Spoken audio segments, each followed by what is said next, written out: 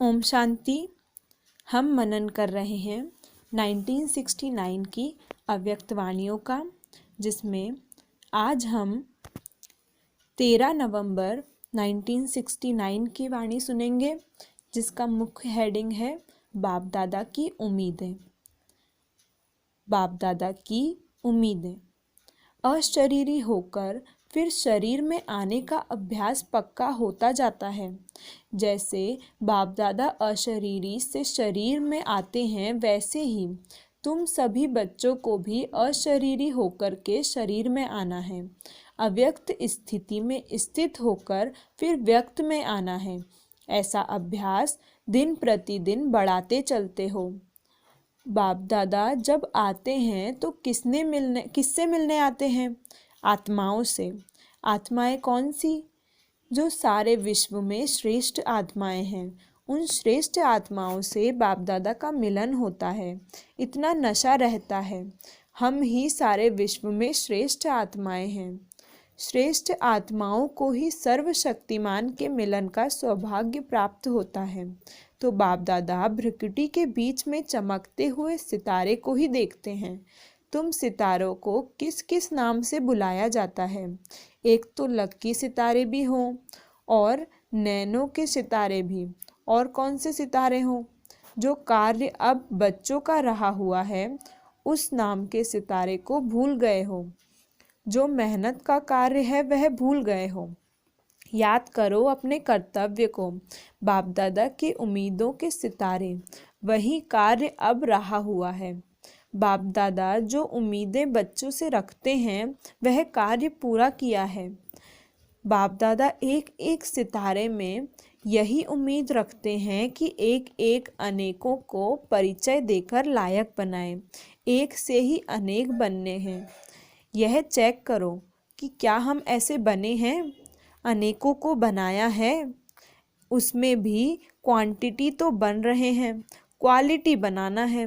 Quantity बनाना सहज है, लेकिन क्वालिटी बनने वाला, यह उम्मीद बाप दादा सितारों में रखते हैं। अभी यह कार्य रहा हुआ है। क्वांटिटी बनना यह तो चल रहा है, लेकिन अभी ऐसी क्वालिटी वाली आत्माएं बनाने की सर्विस रही हुई है। क्वालिटी वाली एक आत्मा क्वांटिटी को आपे ही लाएगी। एक क्वालिटी वाला अनेकों को ला सकता है। क्वालिटी क्वांटिटी को ला सकती है। अभी यही कार्य जो रहा हुआ है, उसको पूरा करना है। अपनी सर्विस की क्वालिटी से आप खुद संतुष्ट रहते हो। क्वांटिटी को देख खुश तो होते हो, लेकिन क्वालिटी को देख सर्विस से संतुष्ट होना है। क्वालिटी कैसे लाएंगे? जितनी जितनी जिसमें डिवाइन क्वालिटी होगी, उतना ही क्वालिटी वालों को लाएंगे। कई बच्चों को सभी प्रकार की मेहनत बहुत करनी पड़ती है, अपने पुरुषार्थ में भी तो सर्विस में भी। कोई को ज़्यादा मेहनत करनी पड़ती है, कोई को कम। इसका कारण क्या है? कभी उसी को ही मेहनत लगती है, कभी फिर उसी को ही सहज लगता है। यह क्यों? धारणा की कमी के कारण मेहनत लगती है। कई कर्तव्यों में तो लोग यह कह देते हैं कि इनके भाग्य में ही नहीं है। यहाँ तो ऐसे नहीं कहेंगे।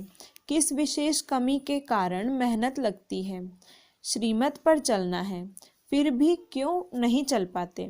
कोई भी कार्य में, चाहे पुरुषार्थ चाहे सर्विस में, मेहनत लगने का कारण यह है कि बातें तो सभी बुद्धि में हैं, लेकिन इन बातों की महीनता में नहीं जाते। महीन बुद्धि को कभी मेहनत नहीं लगती। मोटी बुद्धि कारण बहुत मेहनत लगती है।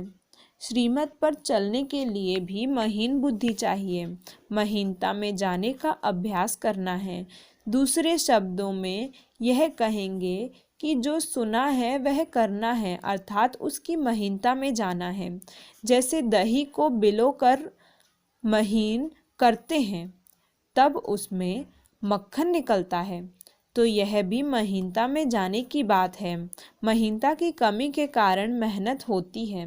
महीनता में जाने के बजाय उस बात को मोटे रूप में देखते हैं। सर्विस के समय भी महीन बुद्धि को ज्ञान की महीनता में आकर उनको सुनाएं और उस ज्ञान की महीनता में ले जाएं तो उनको भी मेहनत कम लगे और अपने को भी कम लगे। इस महीनता की ही कमी है। अब यही पुरुषार्थ करना है। शारीरिक शक्ति भी कब आती है? जब भोजन महीन रूप से खाओ तो उस भोजन की शक्ति बनती है। भोजन का महीन रूप क्या है? भोजन का महीन रूप क्या बनता है? खून। जब खून बन जाता है तब शक्ति आ जाती है। तो अब सिर्फ बाहर के ऊपर के रूप को न देखते हुए अंदर जाने की कोशिश करो। जितना हर बात में अंदर जाएंगे तब रत्न देखने में आएंगे और हर एक बात की वैल्यू को पता पड़ेगा। जितना ज्ञान की वैल्यू, सर्विस की वैल्यू का मालूम होगा उतना आप वैल्यूबल रत्न बनेंगे। ज्ञान रत्नों की वैल्यू कम करते हो तो खुद भी वैल्यूएबल नहीं बन सकते।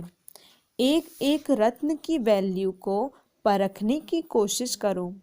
आप बाप दादा के वैल्यूएबल रत्न हो ना। वैल्यूएबल रत्न को क्या किया जाता है? छिपाकर रखना होता है ना। बाप दादा के जो वैल्यूएबल रत्न हैं उन्हों को बाप दादा छिपाकर रखते हैं, माया से छिपाते हैं। माया से छिपाकर फिर कहाँ रखते हैं? जितना जितना जो अमूल्य रत्न होंगे उतना बाप दादा के दिल तख्त पर निवास करेंगे। जितना जितना जो अमूल्य रत्न होंगे उतना उतना बाप दादा के दिल तख्त पर निवास करेंगे। जब दिल तख्त नशीन बनेंगे तब राज्य के तख्त नशीन बनेंगे। तो संगम युग का कौन सा तख्त है? तख्त है वह बैगर हो। संगम युग पर कौन सा तख्त मिलता है? बाप दादा के दिल का तख्त। यह सारे जहान के तख्तों में श्रेष्ठ है। कितना भी बड़ा तख्त सतयुग में मिले लेकिन इस तख्त के आगे वह क्या है? इस तख्त पर रहने से माया कुछ कर ही नहीं सकती। माया कुछ नहीं कर सकती। इस पर उतरना चढ़ना नहीं पड़ेगा। इस पर उतरना चढ़ना नहीं पड़ेगा। इस पर रहने से माया के सर्व बंधनों से मुक्ति मिल जाएगी। इस पर रहने से माया के सर्व बंधनों से मुक्त रहेंगे। अच्छा, यह वाणी इतनी ही थी। अब हम अगले वीडियो में 1969 की अगली अव्यक्त वाणी से मिलेंगे। अव्यक्त वाणियाँ रोज़ प्राप्त करने के लिए चैनल को सब्सक्राइब करें व जिससे आपको नोटिफिकेशन टाइम पर मिल सके बेल आइकन को प्रेस करें। और अगर यह वीडियो अच्छा लगा हो तो इसे लाइक करना ना भूलें। अच्छा, ओम शांति।